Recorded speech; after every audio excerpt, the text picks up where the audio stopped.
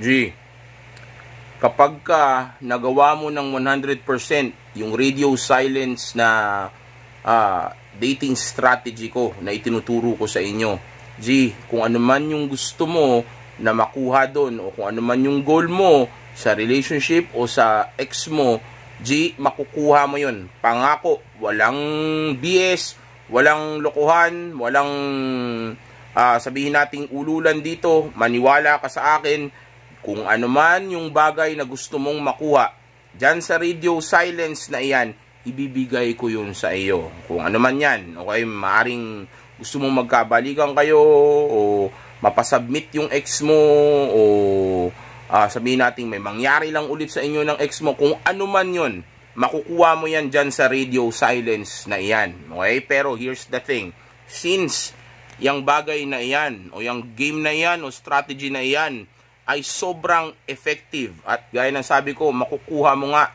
yung gusto mo dito sa ex mo. Sa oras na kumontak ulit yung ex mo at just in case gustong makipagbalikan nito ulit sa iyo o gusto niya magkaroon ulit kayo ng romantic na connection o relationship, G, check-in mo muna kung yung ex mo ba na ito na bumabalik ay hindi pa buntis. Okay? Alamin mo kung yan ba ay hindi pa may laman sa tiyan niya. Dahil baka mamaya, yan palang babae na iyan, kaya pala bumabalik sa iyo, ay maaring sabihin natin na-realize niya na mas magiging mabuti kang ama kaysa dun sa lalaki na nakabuntis sa kanya, kaya naisip niya na ipaako ito sa iyo. Bagay na of course, alam naman natin na hindi maganda. Isipin mo, magpapalaki ka ng isang bata na hindi naman sa iyo, 'di ba? Bata na hindi mo namang ginawa, bata na hindi ka naman nag-enjoy ng mga oras na ginawa ito, 'di ba? Kaya napaka-importante na dapat marunong kang tumingin o alam mo kung paano alamin kung ang babae ay buntis na ba. Okay? And kung may mangyayari man sa inyo nitong babae na ito, make sure na lagi mong papraktisin o gagawin yung safe X. Okay? Maghanap ka ng proteksyon o dapat naipakita mo sa kanya o dapat alam ninyong dalawa o alam niya na alam mo, alam ninyong dalawa na hindi mo ginagawa yung bagay na yun sa kanya. Kumbaga wala kang binubuo sa kanya. Instead, ang ginagawa pa nga ay iniiwasan mo ito dahil hindi mo ito gustong gawin. Para nang sa gayon, ay hindi niya maisisi ito sa iyo o maipaako ito sa iyo. Dahil baka mamaya, yung bata na yun ayaw palang akuin o ayaw palang panindigan nung tunay na nakabuntis sa kanya. Kaya ngayon, since ikaw, alam niya, mabait ka at patay na patay ka sa kanya dahil gusto mo siyang ibalik at validate mo siya noon, ngayon, ikaw yung gusto niyang, ikaw ngayon ang gusto niyang gamitin para maging tatay ng magiging anak niya dun sa lalaki na nang iwan sa kanya. Okay? So, dapat alam mo yan. Magiging 100% sure ako, effective yung radio silence na yan. Okay? Mag-work yan for sure. Makukuha mo yung gusto mo. O kahit nasabihin pa natin ang gusto mo lang is yung may mangyari sa inyo. Pero, G, delikado yan kapag ka nangyari na itong bagay na ito, tapos may laman na pala yan sa tiyan. Baka mamaya, isang buong barangay na pala ang, 'di ba, ang nakalaro niyan, okay? O kaya yung pala si si barangay chairman, o kaya si kapitan na pala yung nakapagpondo sa loob niyan, 'di ba? Kaso si kapitan ay may pamilya at o may asawa at anak na pala. Kumbaga may sarili ng pamilya, kaya ngayon hindi niya 'to mapanindigan. Tapos ngayon ikaw na alam niya na patay sa kanya dahil nga sa validation na ibinigay mo, dahil nga naghabol ka sa kanya. So, yeah, ikaw ngayon ang gagamitin niya. Dahil alam niya na kaya kanyang bilugin, kaya kanyang paikutin. Dahil nga alam niya na may feelings ka para sa kanya. Okay? Yan ang nangyayari kapag binabalidate ninyong babae. Maraming pwedeng mangyaring kababalaghan dahil nga alam niya na may power siya sa inyo. Okay? Which is actually, yan din yung rason kung bakit naghiwalay din kayo at bakit posible na mangyari ito sa iyo. Okay? Posible na bumaba ang attraction at interest level o yung respeto niya sa iyo, tapos makahanap siya ng may mataas na attraction at interest level siya na kaya niya respetuhin, na doon siya tapos nabuntis siya ngayon, okay? Tapos since hindi siya papanindigan nun, ngayon ikaw yung babalikan niya, okay? Para meron lang merong maging tatay yung niya, yung anak niya nang hindi mo alam, 'di ba? Nang wala kang kalam-alam, akala mo sa iyo yun pala hindi pala sa iyo. Okay, let's say nabuntis siya nung kailan lang pala, tapos since hindi nga siya papanindigan o dahil nagda-doubt siya na baka hindi maging magaling na tatay itong lalaki na ito, baka maging problema lang ang ihatid sa kanila o maging dala sa kanila nito, nag-doubt siya. Ngayon, ikaw naisip niya, since alam niya mas responsible ka, mas okay ka pala, let's say na-realize niya, ikaw pa rin pala yung best, o di ba? So ano pwede niya ngayon gawin? Hiwalayan niya yung isa o tablahin niya yon, tapos sa niya ipaako yun. Maaaring hindi niya nga sabihin yun dun sa sa lalaki, basta ipaako lang niya sa'yo, no? Maaaring yung sabihin nating ano nga ba yan, yung kumbaga basta ipaako lang niya sa yung bata nang hindi man lang nalalaman ng tunay na tatay na may anak na pala siya doon. Maaaring pwedeng mangyaring ganun. Alam niyo, sa totoo lang, maraming mga bata, maraming mga mag-asawa mga parents ang sabihin natin hindi talaga yun yung tunay na ama o yung tunay na na tatay nung bata na yun. Kumbaga, maraming mga bata dyan na yung ama na inaakala nila ay hindi yun yung tunay nilang ama. Okay? Kumbaga, ipinaako lang yun ng nanay doon sa ama na yun nang walang kaalam-alam yung tatay na yun. Minsan nangyayari yan, kahit na hindi sila naghihiwalay, kahit na may maayos naman silang relasyon, minsan nabubuntis yung babae ng ibang lalaki, nang hindi yun yung asawa niya, boyfriend niya, o tatay ng mga anak niya. Nang hindi man lang alam ng lalaki na hindi na pala yun sa kanya.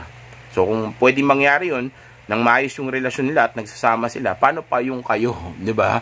Nung time na malaya siya na hiniwalayan kanya, o kaya maaring nangyari ito, o nabuntis, o nabuo na yan, nung pa lang, nung time na nagkakagulo pa lang kayo, hindi pa kayo naghihiwalay, binubuo na pala yan, tapos nabuo na, habang break kayo, tapos nung nalaman niya, sa'yo nyo ngayon ipapaako. So kung kukumputin mo yung dates, well, kasama ka rin talaga doon sa gumano sa kanya, di ba, ng mga time na yon. So maaaring pasok ka din. So maisip mo ngayon, oo nga, baka sa akin nga yan, di ba? So yari ka ngayon. Paano kung hindi? Di ba? So aralin mo lahat. Matuto ka rin mag-check, do your research, o magtanong ka kahit sa nanay mo, o sa mga kakilala mong babae, paano malalaman kung buntis ang babae. Okay? Alamin mo yan, tapos alamin mo mga sintomas, alamin mo yung mga signs, okay? Tapos tsaka mo i-apply para malaman mo muna, dahil baka mamaya may laman na pala yan, yari ka, diba? Magbilang ka rin, alamin mo kung ano yung bilang ng araw, kung kailan siya huling nagkaroon, kailan to nabuo, okay? So do the math, okay? Ngayon mo mapapakinabangan yung mathematics na ayaw mo nung bata ka. Ngayon mo mapapakinabangan yan. Iligtas mo ang sarili mo, dahil baka mamaya hindi mo anak yan, ipinapaako lang pala sa'yo. Kasi maniwala ka sa akin, kahit naakuin mo pa yan dahil sobrang kabitahan mo, dahil gusto mo yung babae, someday hiwalayan ka rin ng babae kasi nga mandidiri siya doon sa sitwasyon na mayroon kayo, dahil alam nga niya na hindi mo anak yun. Okay? Lalo na kung dumating ang time na baka mamaya magustuhan niya pa rin yung isa, mamaya mabetaan siya ng sobra sa'yo, tapos bigla niya maisip na hindi na, aminin ko na kay Josh na siya talaga yung ama, di ba? O baka biglang gumanon yan, liyari ka lang, isipin mo, hindi mo na yun anak, ginastosan mo pa, pinanindigan mo pa, tapos ngayon babalik din pala doon sa tunay na ama. Ano mangyari ngayon sa'yo? Iyak, di ba? Sigurado sabi, wag yun na ibalik yung pera ko, okay lang yun, mahal naman kasi kita, gaganon ka pa, di ba? Well, hindi naman lahat ng nangyayari sa mundo tungkol sa pera, pero ang ibig sabihin ko lang is sayang naman, di ba? Sayang yung effort mo, sayang yung sanity mo, di ba? Yung peace of mind mo, yung energy mo, yung attention mo, di ba? Isipin mo, pupunta lang sa ganong klaseng sitwasyon kung saan wala ka namang kasalanan, na actually meron ka pa rin kasalanan, okay, dahil kaya nangyari yun dahil sa kalokohan mo, dahil sa kakulangan mo. Pero ibig sabihin ko, kung sabihin natin ang pagbabasihan natin is yung kung sino yung gumawa nun talaga, wala kang kasalanan no, kasi hindi may bumuo nun diba, iba ang bumuo nun, yun nga lang sa'yo ako ngayon, okay? So matuto kayo dyan kasi may mga client ako na nakadanas na yan. Okay, so mag-ingat kayo. Even sa akin, muntik nang mangyari yan noon, nung bata pa ako. Okay, buti na lang marunong akong magtingin. Okay, may tawag sila dyan pikot ang tawag nila. Baka mapikot ka nang hindi mo naman yun, hindi mo naman pala yun tunay na anak. Okay, o kaya naman, pwede rin hindi siya buntis. Okay, so basta, mas maganda kung may alam ka paano tingnan and mag-practice kayo ng SafeX. Para ako isisay, sabi mo, hindi ko naman ginagawa yun tayo, di ba? Naka-protection tayo, paano nabuo yun. So, hindi nyo masisisi sa'yo. Kahit nga, isipin pa lang niya na gawin yun sa'yo, hindi niya magagawang i-execute na maayos yun. Kasi alam niya na, hindi nyo nga ginagawa yan. Okay? Pero kung ginagawa nyo yun, hindi ka gumagamit ng protection, pwede niyang sabihin na may nakalusot. O, yari ka ngayon. Okay? So, alamin mo pa paano i-check, tapos alamin mo rin kung paano mape-prevent at paano ito masusolusyonan. Just in case. Dahil baka mamaya nga, may laman na pala yan sa tiyan. Okay? Hindi mo alam. Kung akala mo bumalik sa'yo kasi na-miss ka o mahal na mahal ka, well, pwede rin mangyari yun. Na-miss ka at mahal na mahal ka niya na. O na-realize niya na na ikaw pala talaga ang gusto niya. O talagang mahal ka pala talaga niya. O nag-work talaga yung radio silence. Okay? Pwede talaga yun. Yun nga lang, ang problema, may laman na sa tiyan. Okay? So, of course, kahit gano'n na yung sitwasyon, we have to let her go. Because that woman and yung child does not belong to us anymore. Okay? That belongs to the guy na kung sino yung nakabuo sa kanya. Pamilya na nila yun. Hayaan mo na siya. Okay? Pabayaan mo na yun. Tsaka gusto mo ba ng gano'n, di ba?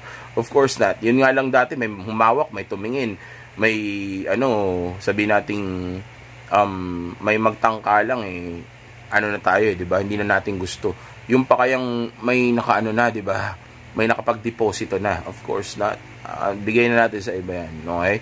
So, maraming babae dyan. 4 na bilyon ng babae sa mundo. Okay? So, mas mabuti kung unahin nyo lang yung grind and purpose ninyo, yung pag-abot ninyo sa tunay nyong potensyal. Dahil nga, ang isang lalaki na mas dumadami ang pera, dumadami ang option sa babae, sa opportunity sa trabaho, sa mapagkakakitaan, sa lahat ng bagay sa mundo. Okay? So, instead na unahin ninyo yung babae, unahin ninyo yung success, unahin ninyo yung money, unahin ninyo yung self-improvement, okay? Yung pag-abot ninyo sa tunay yung potential, okay? Yung grind and purpose ninyo, unahin ninyo yan. Pag-workout, okay? Unahin ninyo yung pagiging healthy kayo sa babae.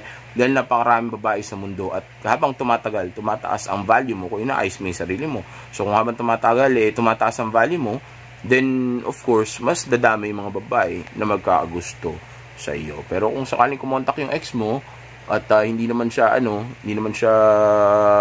na injectionan pa, then why not? Magkita kayo, tapos pakinabangan mo na lang, pero wag mo na ibalik. Mas mabuti wag mo na ibalik. Pero kung gusto balik, nasa sayan. Basta may consequences yan. Okay? Isa pa, nakalaya ka na nga, sayang, di ba? May nangyari na sa inyo yan, tapos siniwalayan ka, kumbaga free pass na yun, okay? Di ba, sayang, tapos babalikan mo lang ulit, sayang. Pagkatapos may mangyari sa inyo, hiniwalayan ka, good nga yun di ba?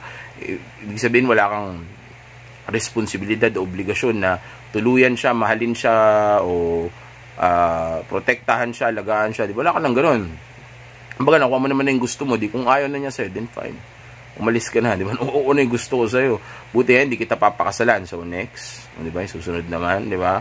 Pero nasa yan. Okay? Pero para sa akin, better kung i-downgrade mo na lang. Kasi again, napakaraming babae sa mundo. 4 billion women ang naghihintay sa'yo. At ang gagawin mo lang para maging masaya dito, ay of course, o para magkaroon ka na rin ng babae na gusto mo, o yung talagang tunay mo magugustuhan na para sa'yo talaga, yung fit sa mga pangangailangan mo, okay?